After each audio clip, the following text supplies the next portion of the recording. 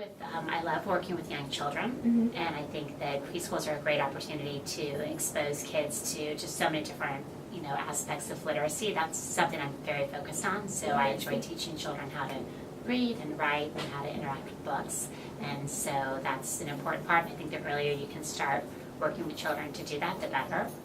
I think so. I think that kids respond really well to adults who are caring and nurturing.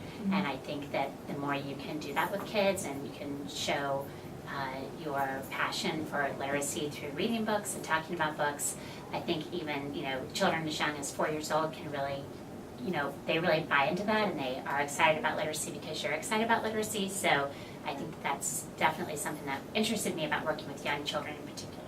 Right, I definitely think that we should be able to provide preschool option for everyone. I think that I would strongly say that I encourage, everyone to attend preschool. I think it just gives those children an additional experience prior to starting kindergarten, and especially now because of many of the regulations that are coming down from initiatives such as Common Core and high stakes standards, high stakes testing in many states.